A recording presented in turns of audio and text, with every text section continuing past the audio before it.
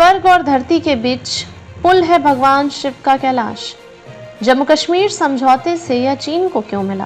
कैलाश पर्वत तिब्बत में स्थित एक पर्वत श्रेणी है। इसके पश्चिम और दक्षिण में मानसरोवर व राक्षस ताल झील है। माना जाता है कि कैलाश पर्वत श्रृंखला का निर्माण हिमालय पर्वत श्रृंखला के शुरुआती चरणों के दौरान हुआ था। कैलाश पर्वतमाला के निर्माण के कारण हुए भूगर्भीय बदलाव से 4 नदियां भी जन्मी, जो अलग अलग दिशाओं में बहती हैं। ये हैं सिंधु, करनाली, यारलुंग, तसांगपो यानी ब्रह्मपुत्र और सतलुज। कैलाश पर्वतमाला कश्मीर से लेकर भूटान तक फैली हुई है। लाचू और झोंगचू के बीच कैलाश पर्वत है, जिसके उत्तरी शिखर का नाम कैलाश है। इस शिखर की आकृति विराट शिवलिंग की तरह है। जानते हैं भगवान शिव की नगरी कैलाश की कहानी। तिब्बत पर कब्जे के साथ कैलाश चीन का ग्रहण।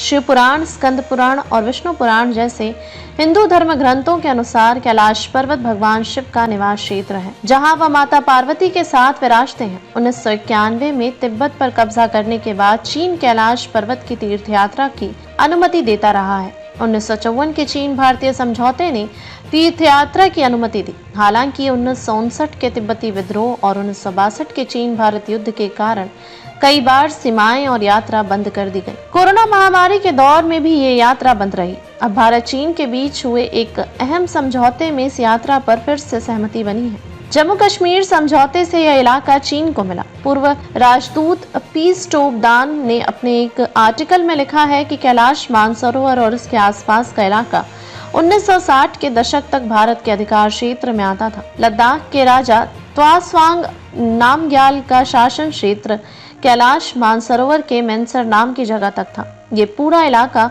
भारत चीन से लेकर नेपाल की सीमा तक फैला था।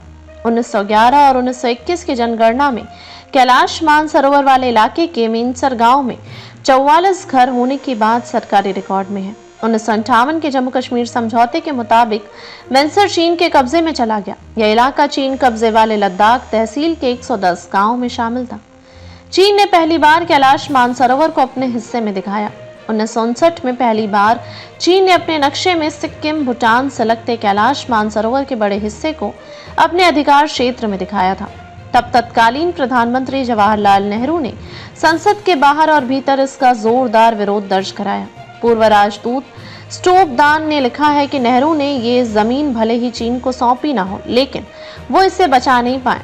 क्या है कैलाश मानसरोवर तीर्थ? कितनी ऊंची है चोटी? कैलाश मानसरोवर तीर्थ को अष्टापद, गण पर्वत और रजतगिरी भी कहते हैं। कैलाश के बर्फ से ढके 6638 मीटर 21778 फुट ऊंचे शिखर और उससे लगे मानसरोवर का यह तीर्थ है। इस प्रदेश को मानस खंड कहते हैं। पौराणिक कथाओं के अनुसार जैन धर्म के भगवान ऋषभ देव ने यही निर्माण प्राप्त किया।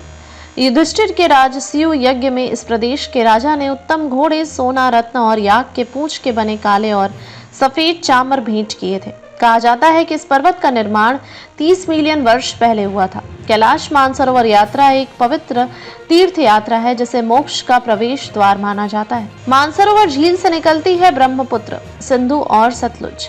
कैलाश पर्वत तिब्बत में स्थित एक पर्वत श्रेणी है। इसके पश्चिम और दक्षिण में मानसरोवर व राक्षस ताल झील है। माना जाता है कि कैलाश पर्वत श्रृंखला का निर्माण हिमालय पर्वत श्रृंखला के शुरुआती चरणों के दौरान हुआ था। कैलाश पर्वतमाला के निर्माण के कारण हुए भूगर्भीय परिवर्तन से 4 नदियां भी जन्मी, जो अलग अलग दिशाओं में बहती हैं। ये हैं सिंधु, करनाली, यारलुंग, तसांगपो यानी ब्रह्मपुत्र और सतलुज। कैलाश पर्वतमाला कश्मीर से लेकर भूटान तक फैली हुई है। लाचू और जोंगचू के बीच कैलाश पर्वत है, जिसके उत्तरी शिखर का नाम कैलाश है। इस शिखर की आकृति विराट शिवलिंग की तरह है।